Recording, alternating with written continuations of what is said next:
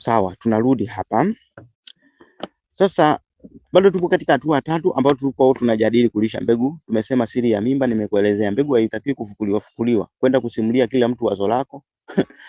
Kwenda kuombaomba ushauri, oh bwana nimewaza hivi, bwana nimewaza hivi, bwana ni makosa makubwa unayokuwa unayafanya. Mbegu haipendi kufukuliwa.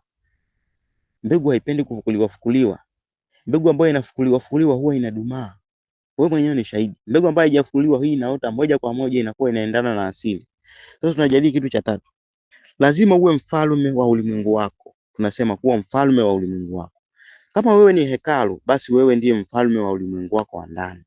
Mfalme hatoi hofu kwa ndani, anatoa amri kwa mamlaka. Mfalme anatoa amri kwa mamlaka. Unapolilea wazo lako, usiliwaze kwa hofu ya kushindwa. Ndio maana tunasema lazima urudishe ile furaha na matumaini uliyopata. Ndio motivation inaweza kufanya kazi. Na sio motivation ya mtu yoyote kutoka mtandaoni au mtu yoyote kutoka sehemu yoyote. Huyu anakuwa anakuchanganyia kwa sababu yeye hahusiki na ufalme wako. Wewe ndio mfalme. Wewe ndio mfalme wa ufalme wako. Kwa hiyo sasa unapolilea wazo lako, usiliwaze kwa hofu ya kushindwa. Hapo unakuwa unajiroga mwenyewe. Liwaze kwa mamlaka ya kwamba wewe ndiye muumbaji. Unapoanza kufanya hivi, seli za mwili wako zinaanza kubadilika ili kuendana na lile wazo. Hapo ndipo unaanza kuona kuwa hekalu lako linaanza kutoa nguvu ya kuliweka lile wazo kwenye uhalisia wa nyama. Kuna siku nilikuwa nafundisha hapa nikasema, unapodumu kwenye high frequency, kama ulikuwa na laana ambazo zimeambatana na wewe kwenye damu yako, kwenye kumbukumbu yako ya kizazi na kizazi, damu hiyo inafanya mabadiliko. Utatokea hata kuambia mchafuko wa damu. Unaweza kutoka viupele hivi. Namna yote tu itakuja. Unaweza au kama sio maupele utaanza kusikia wewe jamaa umebadilika. Haukuwa hivyo. Wewe umebadilika. Utaanza kusikia wewe ni mjuaji. Mambo kama haya yataanza kukutokea. Ndio maana tunakufundisha kwamba mambo yote haya huwezi kuyatekeleza ukiwa haujui kudumu kwenye high frequency. Kudumu kwenye high frequency ndio vitu vyote hivi vinafanyika. Ndio maana nasisitiza lazima upate kwanza kitabu cha Mitetemo ya Kiroho, japo ni gharama. Wengi wanaweza kaona kama mimi nafanya biashara, lakini mimi siko hapa ili kufanya biashara jamani. Natoza tu hela kwa sababu nilitumia muda kuandaa hivi. Na ninapokuwa nafanya hivyo, nakuwa nimeacha shughuli zangu zingine. Kumbuka mwenyewe ni binadamu, natakiwa niishi. Na ndio maana sijasema kwenye group hapa ulipia ada ya mwezi au nini. Nimekwambia tu ununue kitabu ambacho ni maarifa atakuwa anakukumbusha wewe, ambao unaweza kutumia hata kumfundishia mtoto wako. Mtoto wako uweze kumwambia aje ajifunze kwenye WhatsApp group au uweze kumwambia aje darasani unapoendaga. Ndio maana hata kama ukiwa mahali popote pale, ni kununua tu kitabu chako na kaa nacho, na simbani mtu kuuliza maswali. Anauliza kama hajaelewa, kama ameelewa. Na kama wewe unakuwa ni tapeli mzoefu, ukinunua kitabu unakuwa hujalizika nako, unasema tunakurudishia fedha. Kama kitabu kinakuwa hakijakulizisha, tunakurudishia fedha. Wala ni kitu ambacho sio cha kubagain wala sio cha kwa sababu mtu lazima alizike na hela yake, sababu hela ya jasho lake ndo anakuwa analijua. Kwa hiyo sasa ni msingi mkubwa sana, lazima uweze kufanyaje? Kudhibiti frequency. Lazima ujue kudumu kwenye high frequency. Ukiwa kwenye hofu huwezi kufanya chochote. Ukiwa kwenye low frequency, ukiwa kwenye mtetemo wa chini huwezi kufanya chochote. Ndio maana kule kwenye kitabu cha Mitetemo ya Kiroho tunafundisha mambo mbalimbali. Tunafundisha jinsi chakra zinavyoathirika na mitetemo, lakini tunafundisha jinsi familia ambavyo inaweza kuwa imeambatana na wewe mambo mengine ya giza, lakini tunafundisha jinsi ambavyo kwenye hii dunia yenyewe hata kama familia yako haina laana yoyote, jinsi dunia inavyoweza kukuathiri na nishati za giza, kwa sababu kwenye ulimwengu kuna nishati za aina nyingi. Kwenye mitetemo ya chini wapo viumbe wanaishi kama majini, mikosi, migogoro, vitu mbalimbali. Kwa lazima ujifunze jinsi ya kukwepa vitu vyote hivyo. Kwa tunasemaje? Safari yako au safari bado inaendelea. Hapo bado katika hatua hii ya tatu tunasema safari bado inaendelea. Hapo unakuwa bado hujakamilika. Na ukiona umekamilika ndio hiyo tunasema ni ego. Yaani kuona kama mafanikio kadogo unaona ndio umefika. Mtu mzuri ni yule ambaye anakubali kujifunza muda wote kwa ajili ya kuimarisha ufalme wake. Kwa sababu ulipo ufalme wake, maili kadhaa kuna falme zingine. Upo na rafiki yake naye ni falme nyingine ya tofauti. Na tuweza kusema mpaka sasa umeanza kuelewa kuwa kila kitu unachokiona nje kilianza kama mbegu ndogo ndani ya hekalu ya mtu mwingine. Sasa ni zamu yako kukuza mti wako. Ndio tunachojifunza hapa. Lakini sasa ukiwa na haraka haraka ya kujifunza kitabu cha Mitetemo ya Kiroho, kama baadhi ya watu ambao walikwisha kununua kitabu hicho na kukiweka ndani, huwezi kufanikiwa chochote. Safari ukianzisha ni lazima uimalize. Ni vizuri uimalize ili tuseme kwamba imekusaidia au haijakusaidia. Uwezi ukaanza shule ukaishia darasa la 7 alafu sasa ukaanza kusimulia kitu kilichopo kwenye mfumo wa elimu. Utaweza kusimulia mfumo wa elimu ukiwa umeshafika juu ya kilele cha mfumo wa elimu. Kwa sasa huwezi kuanza kunikosoa au uanze kukosoa bila kuelewa ni kitu gani nilichokuwa namaanisha. Huwezi ukaona kwa umbali mrefu kama hujafika kileleni kwenye mlima. Ukiishia njiani tunasema umeishia njiani au hujafanikiwa.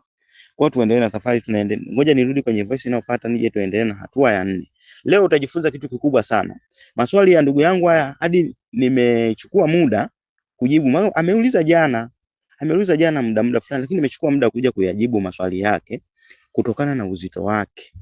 Sikutaka nije nijibu tu kutimiza wajibu, kwamba nije nijibu tu ili watu wasikie mfurahi. Hapana.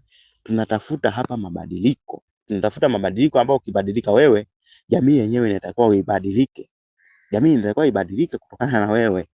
Inatakiwa jamii ibadilike kutokana na wewe. Kutokana na wewe, wewe utaifanyia nini jamii? Ndio maana nchi zingine wanasemaga wewe umeifanyia nini serikali? Au kama ni kwenye mpira wanasema wewe umeifanyia nini timu?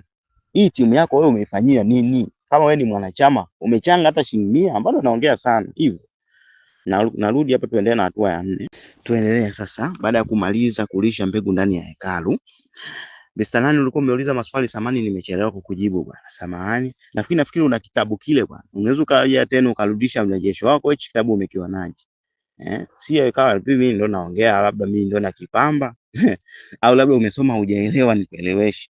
Na hapa nipo kwenye kufundisha hichi kitabu. Katika hatua ya 4 ambayo ipo ukurasa wa 21 wa kitabu cha Uwezo Wako kwa Vitendo, tunasema kwamba baada ya kuwa umeshajua kulisha mbegu, umeshajua kulisha wazo lako, kama ni wazo la biashara, kama nilivyokuambia hapo awali kwamba mwisho wa siku mbegu ambayo haijakomaa haiwezi kuota, na kama ikiota haidumu, na hata ikidumu inazaa watoto wabovu. Wewe mwenyewe unafahamu tu. Ni maana kwenye Biblia wameandika hivi, ukitaka kuelewa ufalme wa Mungu, tazama vitu vinavyokuzunguka. Tazama ndege wanavyokula, tazama mbegu sijui zinafanyaje. Wameandika hivyo kwenye vitabu vya dini. Kwa lazima utazame vitu vinavyokuzunguka. Ndio maana hapa nachukulia mfano wa mbegu. Mbegu ni sawa na wazo. Mbegu ni kiumbe hai. Mbegu ni kiumbe hai, zilipo kwenye mifuko ya korodani za wanaume. Zote hizo ni mbegu.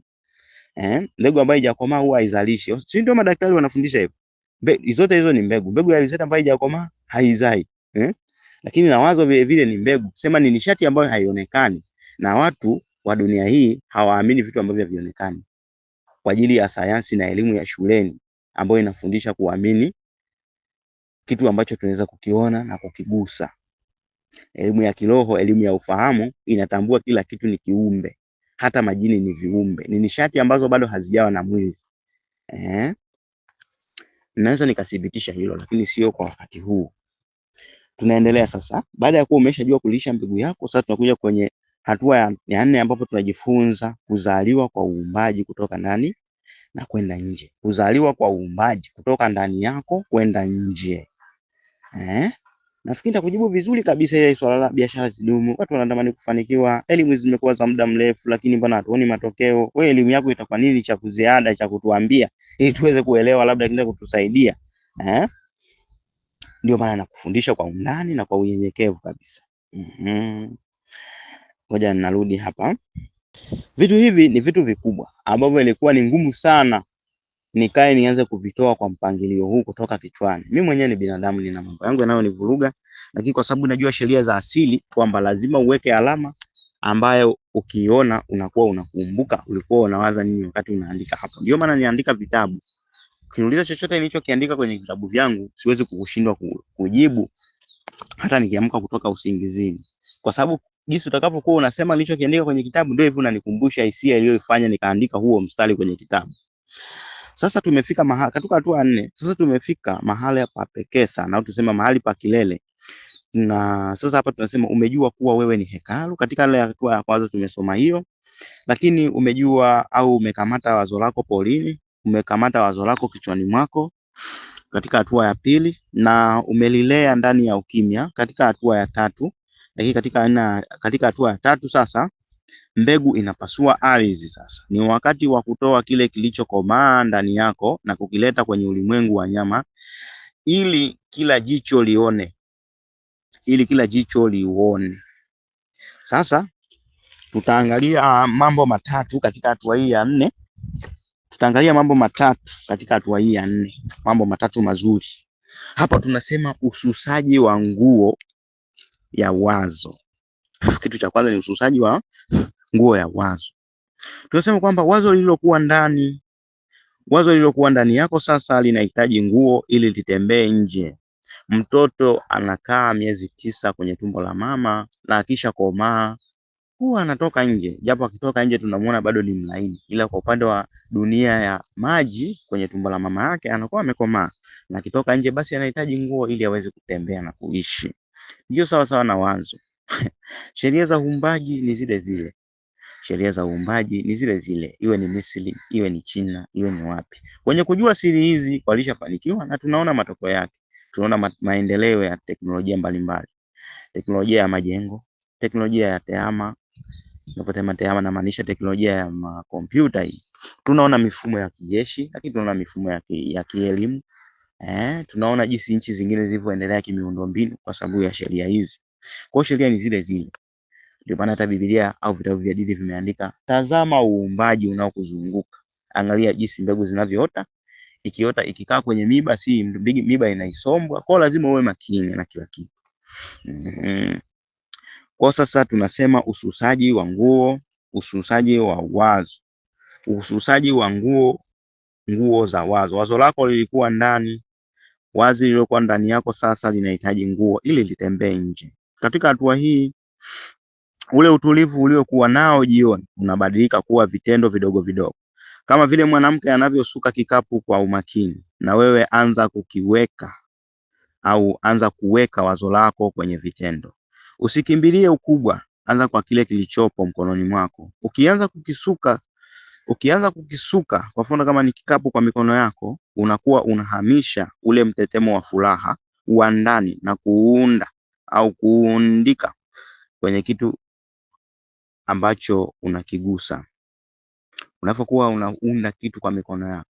Siri nyingine nataka nikupe. Nilikuwa nafundisha elimu ya namba, ambao kwenye kitabu cha uwezo wako kwa vitendo ni katika hatua ya mpito ambayo ipo kati ya hatua ya kwanza na hatua ya pili. Kabla ya kufika hatua ya pili pale nimeandika hatua ya mpito. Nimeeleza elimu ya namba pale.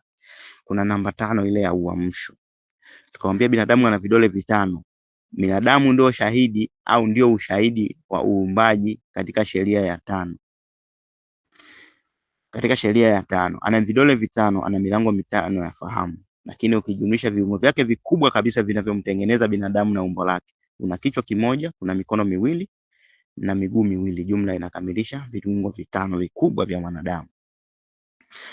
Nafikiri unanielewa. Kwa hiyo sasa mikono yako ina vidole 5. Inamaanisha nini? Vidole vyako, wewe ni muamshaji binadamu. Nishati yote ile ndio hata maana hata jini unaliamsha. Jini ni sheria ya 3 ya uumbaji. Madini haya ya dhahabu ni sheria ya 4 ya uumbaji. Ni nishati ambayo tayari imeshaundwa lakini imehifadhiwa kwenye umbo, kwenye maada ya kushikika. Lakini sasa binadamu ni mtu ambaye ameongezewa kitu cha 5, uamsho.